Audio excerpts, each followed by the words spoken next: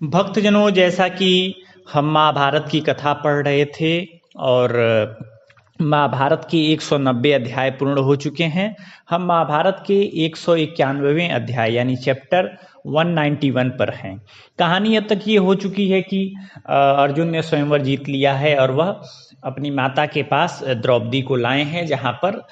माता के एक गलत वचन के चलते पांचों भाई माता की आज्ञा का पालन करते हुए द्रौपदी के साथ विवाह के लिए अपनी सहमति दे चुके हैं। और भगवान श्री कृष्ण भी आकर के द्रौपदी को इसके लिए मना चुके हैं कि देखो भाई द्रौपदी, तुमने पिछले जन्म में ऐसा ही वरदान मांगा था जिसके फलस्वरूप ये सब चीज़ें हो रही हैं, तो तुम भी जो नियति है उसको स्वीकार कर लो और पांचों पांडवों को अपनी पत्नी स्वीकार कर लो। अब हम आगे बढ़ते हैं। तो वैशंपायन ऋषि जी जन्मेजय को कहानी सुनाते हैं कि हे जन्मेजय, जब तुम्हारे पूर्वज भीम और अर्जुन उस कुम्हार के घर जा रहे थे जहाँ पर वो लोग टिके हुए थे, द्रौपदी स्वयंवर के लिए आए थे, तो जहाँ सारे भाई टिके हुए थे, उस कुम्हार के घर जब वो लोग गए तो क्या हुआ कि जो द्रौपदी के भाई थे पांचाल के राजकुमार धृष्टद्युम्न, वे भी गुप्त रूप से उनके पीछे लग गए कि भाई देखा जाए कि हमारी बहन की शादी जिससे हुई है वो लोग कौन है, कहाँ जा रहे हैं। और उन्होंने अपने सेवकों को भी साथ में ले लिया था कि तुम लोग भी नज़र रखो इन लोगों पर। तो जब शाम के समय नकुल सहदेव भीम अर्जुन सब लोग आए और सब लोगों ने अपनी अपनी भिक्षा क्या की, युधिष्ठिर के सामने रख दी। तब क्या हुआ कि कुंती ने द्रौपदी से कहा कि हे बेटी, तुम सबसे पहले भोजन का एक हिस्सा क्या करो, देवताओं और ब्राह्मणों को दान कर दो, और उसके बाद से अन्य जो भी हम आसपास के लोग हैं भूखे हैं, अगर वो भोजन करना चाह रहे हैं तो उनको खाना दे दो। और उसके बाद जो अन्न बच रहा है उस अन्न में आधा क्या करो कि भीम के लिए रख दो, और बाकी जो 6 बच रहा है उसमें 4 भाई खा लेंगे, मैं खा लूंगी और तुम खा लेना। तो इस तरह से कुंती ने अपनी पुत्र वधू द्रौपदी को ये सब आदेश दे दिया और ये बता दिया कि जो हम आधा डायरेक्ट निकलवा दिए हैं वो भीम के लिए निकलवा दिए हैं, क्योंकि भीम बहुत ज़्यादा भोजन करते हैं, तो इसीलिए आधा उनको निकलवा करके आधा में ही बाकी हम लोग खाते हैं। तो कुंती ने वैसा कर दिया और फिर सहदेव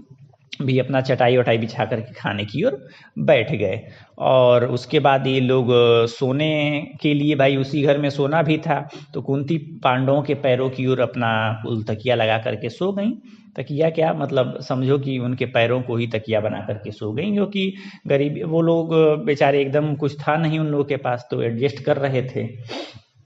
अब वहाँ जो पांडव लोग थे वो लोग आपस में क्या बात करेंगे, तो वो लोग क्या करने लगे कि जो भी महारथी सेनापति लोग हैं अपने देश में, विश्व में प्रसिद्ध, उनकी कहानियाँ सुना रहे हैं, कई तरह के दिव्यास्त्रों की चर्चा कर रहे हैं, रथों की, हाथियों की, तलवार, गदा और फरसे की वैरायटी की वो लोग चर्चा कर रहे थे। तो धृष्टद्युम्न ने ये सारी बातें सुने और उन्होंने देखा कि द्रौपदी भी उन लोगों के साथ सोई हुई है। तो धृष्टद्युम्न जब पांडवों के की बहुत सारी बातें सुन लिए तो वो दौड़ते हुए गए अपने राजा और बाप द्रुपद के पास और बताए कि ये चीज़ें हैं। और इधर द्रुपद बड़े नाराज चल रहे थे। जब धृष्टद्युम्न को देखे तो बोले कि भाई बेटी हमारी वो लोग ले करके कहाँ गए हैं, कुछ पता होता लगा, कहीं ऐसा तो नहीं कि कोई शूद्र जाति का या नीच जाति का पुरुष था और वो हमारी बेटी को ब्राह्मण बन करके लेकर के चला गया, तो इस तरह ऐसा तो नहीं हो गया कि मैंने अपने खानदान को कलंकित कर दिया, क्योंकि मैं इस बात से बड़ी ज़्यादा सशंकित हूँ कि कहीं किसी अपवित्र पुरुष के हाथ में मेरी बेटी न चली गई हो।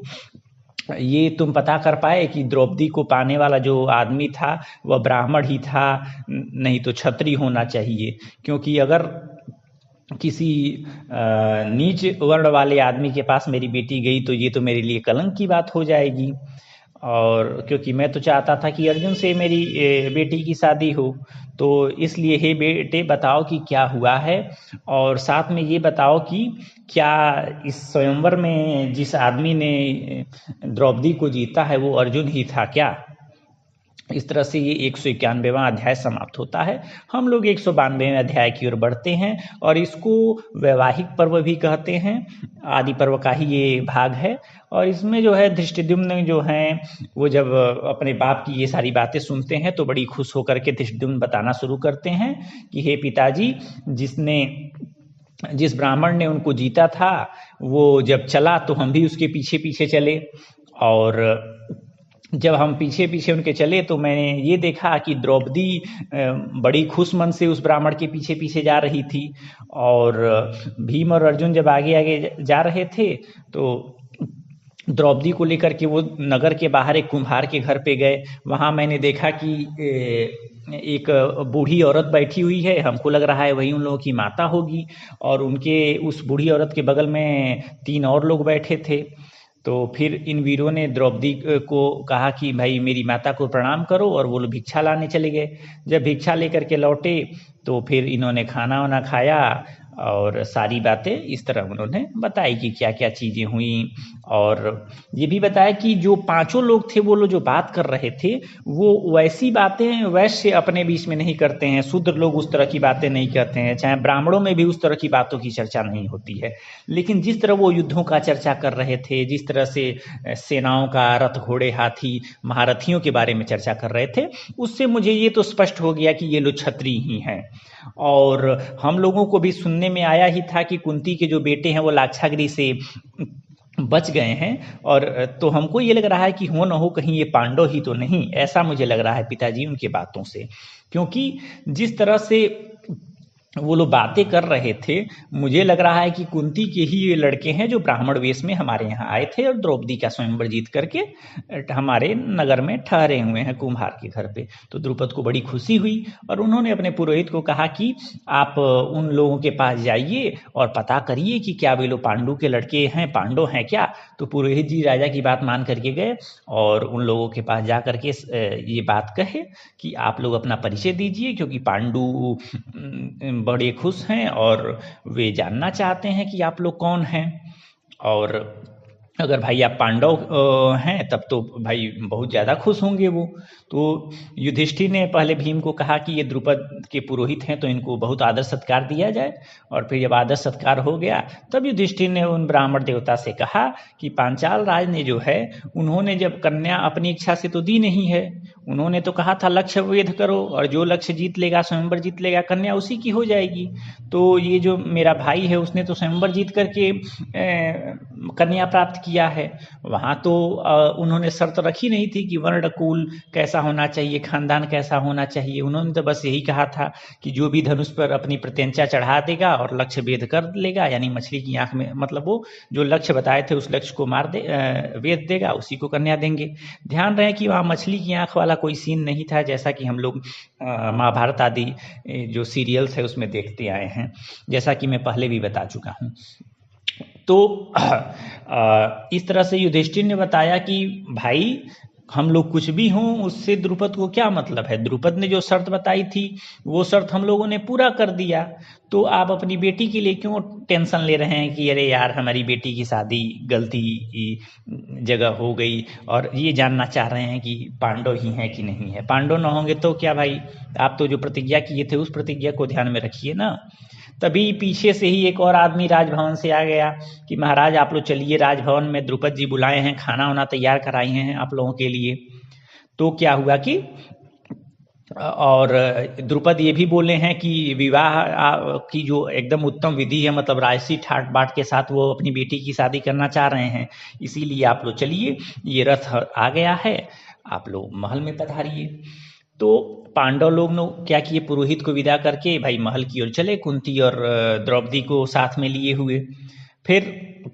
द्रुपद को तो भाई एकदम पड़ा हुआ था कि पता करें कि कौन है, इसीलिए द्रुपद ने टेस्ट करने के लिए बहुत सारी चीज़ें की, कई तरह के फल मंगाए, कई तरह के क्षत्रियों के लिए जो मालाएं कवच होती हैं वो सब मंगाए, गाय की रस्सियाँ, खेती के सामान मंगाए, कारीगरी के सामान मंगा करके रखे थे, और भी जो खेल की वस्तुएं होती हैं सब मंगा करके रखे थे, और युद्ध के लिए भी जो जो चीज़ें होती हैं सब मंगा करके रखे हुए थे, क्योंकि वो टेस्ट करना चाह रहे थे कि भाई जिस तरह का इंटरेस्ट होगा उन्हीं सब चीज़ों पर ये लोग ज़्यादा गौर करेंगे, उन्हीं सब चीज़ों को लेने की कोशिश करेंगे। अब क्या हुआ कि पांडवों की चाल ढाल तो ऐसे ही ऐसा लग रहा था कि क्षत्रिय हैं, चलते थे तो एकदम समझिए कि लोग फ्लैट हो जाते थे। तो वो लोग आराम से एकदम उसी तरह से शान से अपना छाती फुला करके चल रहे थे जैसे अपने घर में चल रहे हों। मतलब कोई डर भय वाला माहौल उन लोगों के दिमाग में थोड़ा था भी नहीं।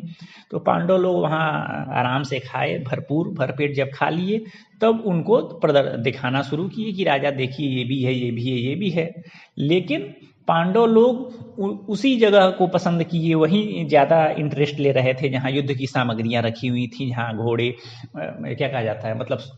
गदा तलवार तीर रखा हुआ था, धनुष रखे हुए थे। तो द्रुपद और वहाँ के जितने भी मंत्री मंत्री थे सब लोग बड़े खुश हुए और उन लोगों के मन में एकदम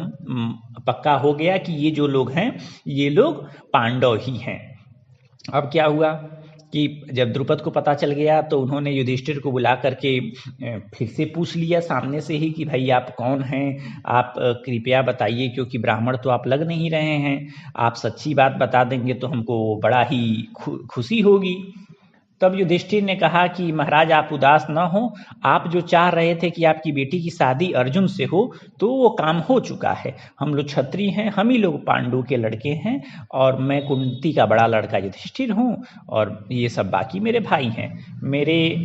भाई अर्जुन ने ही कुंती को जीता है, तो इसलिए अब आप मानसिक चिंता मत करिए कि भाई किसकी शादी हो गई, गलत खानदान में शादी तो नहीं हो गई। बस ये समझ लीजिए कि जो आपकी बेटी द्रौपदी है वह एक अच्छे कुल से निकल करके दूसरे अच्छे कुल में ही गई है। तब जब युधिष्ठिर की बातें द्रुपद सुने तो उनके खुशी का ठिकाना नहीं रहा। इतने ज़्यादा खुश हो गए कि उनकी गले से कुछ उत्तर ही नहीं आ रहा था, गला भर गया था। तो अपने मन को रोकते हुए बोले कि महाराज आप बताइए कि आप लोग जो वारणावत नगर में रह रहे थे वहाँ से कैसे बच करके निकले लाक्षागृह की आग से। तो युधिष्ठिर ने पूरी कहानी बता दी। तो जब सारी कहानी सुन लिए तो द्रुपद ने तो पहले भरपेट करी आया धृतराष्ट्र को कि अरे क्या बताया जाए, बड़ी दुष्ट आदमी है धृतराष्ट्र, आप लोगों के साथ अन्याय कर रहा है। फिर उसके बाद से युधिष्ठिर को बताया कि बेटा अब हम आ चुके हैं, टेंशन मत लो, हम तुम्हारा हक तुमको दिलवा करके रहेंगे। और ऐसी बातें कहने के बाद से द्रुपद ने अपने महल में इन लोगों को ठहराया कि महाराज आप लोग दबा करके यहीं रहिए, कुछ दिनों तक ऐश करिए, ठीक। और फिर एक दिन जब कुछ दिन बीत गया तो द्रुपद ने अपने पुत्रों के माध्यम से के साथ जाकर के युधिष्ठिर से कहा कि अर्जुन के साथ मेरी बेटी का विवाह अब हो जाए धूमधाम से। तब युधिष्ठिर ने कहा कि महाराज विवाह तो सबका करना होगा, बस अर्जुन का नहीं। तो द्रुपद बोले कि अगर आप इंटरेस्टेड हैं तो आप विवाह कर लीजिए, पांचों में से भाई जो जिसका मन हो एक आदमी विवाह कर ले, क्या दिक्कत है। तो युधिष्ठिर ने कहा कि नहीं भैया ऐसी बात नहीं है, बात यहाँ थोड़ा दूसरा है। तो क्या कि द्रौपदी हम पांचों भाइयों की पटरानी बनेगी, क्योंकि हमारी माता ने ऐसा ही आदेश हम लोग को दे रखा है। मैं और भीम भी अविवाहित हैं, जबकि अर्जुन के हम लोग बड़े भाई हैं। और हम लोगों में जब ये बात हो चुकी थी अपनी माताजी के कहने पर कि बांट करके ही उपभोग करना है, तो इसीलिए हम लोग पांचों भाई क्या करेंगे, इनसे विवाह करेंगे, इसीलिए द्रौपदी हम सबसे विवाह करें। तो द्रुपद बोले कि अरे महाराज ये क्या बात कर दिए, होश में तो आप हैं। एक राजा की बहुत सारी रानियां, चाहे एक पुरुष की बहुत सारी स्त्रियां, ऐसा तो हमने सुना है, वेदों में भी ऐसा लिखा हुआ है, लेकिन एक स्त्री के ढेर सारे पुरुष हों ये कहीं सुनने में नहीं आया है। आप तो धर्म के ज्ञाता और पवित्र आदमी हैं, तो आप ऐसा लोक विरुद्ध और वेद विरुद्ध बात क्यों कर रहे हैं युधिष्ठिर जी। आप कुंती के लड़के हैं, इतने अच्छे खानदान के आदमी हैं, लेकिन आपकी ऐसी चौपट बुद्धि कैसे हो गई। तब युधिष्ठिर ने कहा कि महाराज धर्म उतना आसान नहीं है जितना आप समझ रहे हैं। हम कभी झूठ नहीं बोलते हैं और हम कभी अधर्म वाला काम नहीं करते हैं, लेकिन हमारी माता जी ने ऐसा ही आज्ञा दे दिया है और हमको भी ये उचित लगा है, तो इसीलिए हम लोगों ने डिसाइड किया है कि हम पांचों भाई विवाह करेंगे। तो द्रुपद बोले कि अरे ऐसे कैसे भाई, कुंती जी और मेरा बेटा धृष्टद्युम्न और सब लोग मिल करके डिसाइड करें कि क्या करना चाहिए, जो उचित होगा वही किया जाएगा। पहले निर्णय कर लेना जरूरी है, सलाह कर लेना जरूरी है। उसी समय वेद व्यास जी वहां पहुंच गए। इस प्रकार से महाभारत का जो 194वां अध्याय है वो समाप्त होता है। धन्यवाद।